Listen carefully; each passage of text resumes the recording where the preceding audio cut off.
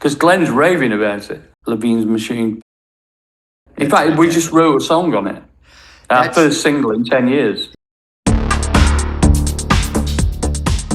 That's exactly what we need. And as I say, the more that you can shape the sounds and get down to the raw materials, and if necessary, create a new way of manipulating the sounds that you didn't expect.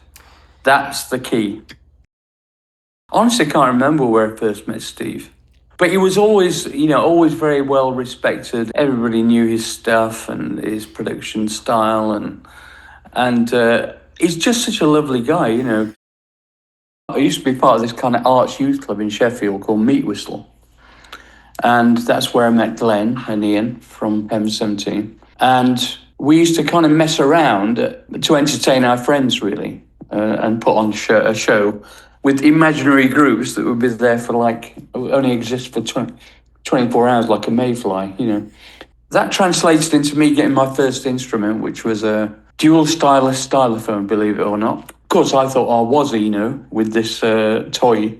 We love pop music and rock music, but electronic music seemed to be unattainable because of the cost of the instruments involved. I mean, I went to see Emerson, Lake and Palmer, for instance, and at the City Hall in Sheffield, and it was like he had a bank of modular synths that were like 12 foot high, seriously. It was only in the mid-70s when Roland and various other companies, Korg, and some American companies started making kind of entry-level, cost-wise, synthesizers. And the interesting thing is, I've told this story many times, but when they first came out, they were almost like trying to capitalize on the home organ market, because that was a big thing back then, home entertainment. So that all the kind of manuals were written in kind of layman's language, which of course suited me fine. There were monophonic machines as well, which is even more fine for me. So yeah, I bought a Korg 700 S.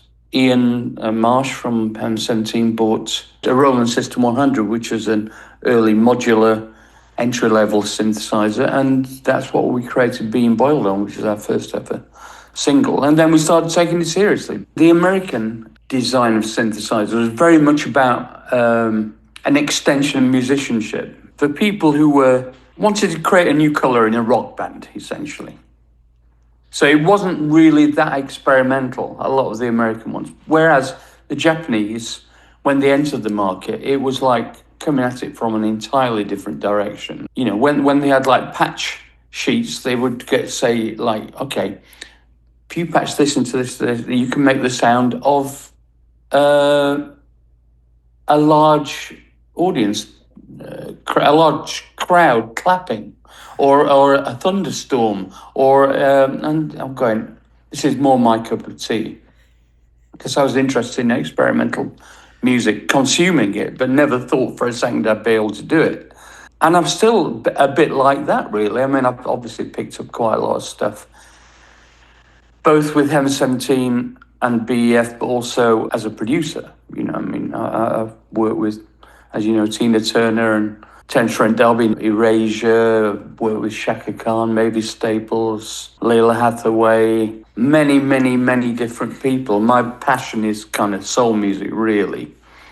Underneath it all, that's what we used to do in our teens, was go to northern soul clubs in England and kind of rare soul records. And so that there was that influence. There was disco and the experimental thing. It's quite a heady mixture, really. So that's why I've ended up in this quite unusual kind of space. Always start with the groove, then the bass. If I can't get something happening with program drums and bass, then it probably won't go any further.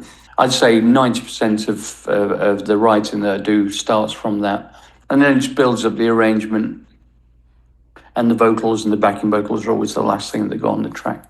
Strangely enough, we started off with the Roland System 100 modular synthesizer, creating our own sounds from scratch. There were no presets or anything. Every time we said, right, we're going to start a new track, we'd have to record it to tape, and we'd have to start from scratch on creating a kick drum or a snare or a hi-hat or whatever. So we were creating our own, and everybody goes, oh, we make our own beats, I make a living out of making beats and all this stuff.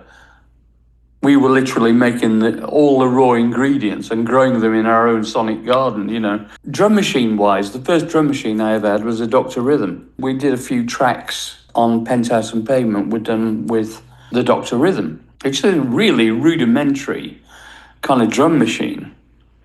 But sometimes limitations are good, that's what I think.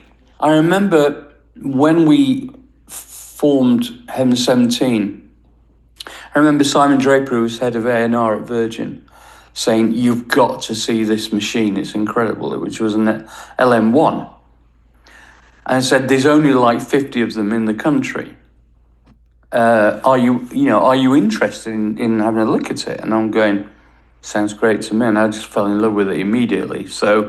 And that became our go-to machine for programming beats for like 4 or 5 years, The fact that you could take individual outputs from the back of the machine for all the different things, so you could really focus on the sound of each individual component, was really important. Plus, all the individual elements were tunable. You could make things that kind of sounded like a real drum kit, but I was more interested in the stuff that deliberately didn't sound like a real drum kit. And I think Prince was a bit like that, the way that he used that stuff. He would detune things and make them ridiculous sounding and, crunch them up, bit crush them, record them to tape and then put them back and degrade them and, all that experimental stuff. My 2 key guiding principles are danceability and meaningful denial, I love this phrase, meaningful denial of expectation. I remember programming some drums. There was a track on Hem 17's first album, Penthouse Payment, called Soul Warfare, and it was the last track we recorded on the album, and we had 1 day left to write it. So I went onto the roof at the Townhouse Studios in London. It was a sunny day, and I was just like pottering about. And I remember somebody said to me afterwards, and it was a drummer, and he said, but a drummer couldn't play that. And we're going, well, that's the point, right? If you can't play it, that means it's good, because I'm doing something new. He didn't like that. I mean, we had a similar situation with synthesizers in the UK, with the Musicians Union in the UK, actually started a campaign in 1981, going Keep Music Live, where they were trying to get synthesizers banned. Can you believe? Anyway, that didn't work. So it was obvious that it was threatening to certain jobs. Now, I love drummers. I've used live drummers as much as I've used drum machines in my productions, but only the best. So they had to up the game, basically. For me, production and tape manipulation was as important as conventional musicality. And of course, there were no digital audio workstations in those days. It was all direct to tape. And I remember the excitement when we got a 4-track recorder. We thought we were the Beach Boys, Before digital looping, we had loops that would go around the entire studio of stuff and then bounce them onto multi-track and then, take things. And then, of course, we had an early sampler, which was the H3000, the Eventide, which we were so impressed because it could sample, 1.5 seconds of 8-bit.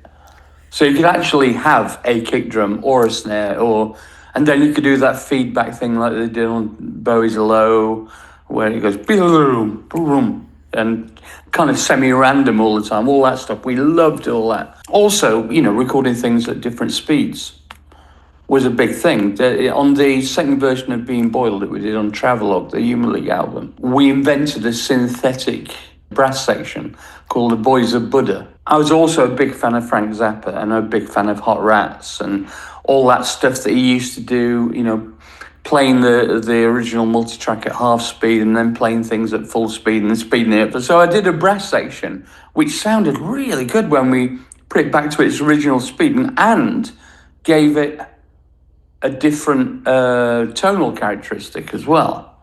So stuff, that kind of stuff, and all these techniques informed my production style, I suppose, over time, because I like productions that sound obviously brilliant, like Quincy Jones, George Massenburg kind of vibe, but I also like things that are kind of a little bit more, well, unexpected, shall we say, a bit less conventional. I'm working on, at different stages of development, probably 30 tracks at the moment. Some are in very early stage, some are awaiting top line, and everything in between. That was a pain in the arse in the day when it was all on tape, because you'd have to unload the tape, put new tape on, line up the machine, and So people used to focus for longer on one thing. Now it's just, everything comes up, barring an accident, pretty much exactly however complex it is, it's exactly the same. And that is a fantastic boon, but it's also changed the nature of creativity, in my view, because it becomes more iterative and less focused, if I can describe it. I think that's quite well put, actually. There is a real benefit to a restricted palette as much as there is having an infinite palette. There's just too many options. I mean, that's the reality of the situation. Somebody locked me in a room with a drum machine or a drum machine plug-in and a couple of instruments and a lead singer and said, "You're not coming out of the room until you've done it." It would probably be better than endlessly revising your creative options. I mean, it's a bit like how you're going to keep them down on the farm for me, though, because as soon as I fell in love with orchestras and recording real orchestras, and we had a 14-piece band with Shaka Khan in the studio, I'm going, how are you going to go back to that simple stuff again? If you've heard what it sounds like, but it's not always appropriate for what you're trying to achieve. It used to be the big problem was option paralysis with 300 kick drums that you've got. Now it's option paralysis with the 300 plugins you've got. I've trained myself to be very decisive. It's a bit like a session guitarist who's known for a certain style and they have certain chord shapes and it's in the muscle memory. I try and break that expectation within myself all the time by trying new plugins out and trying to break them, actually. There's something about you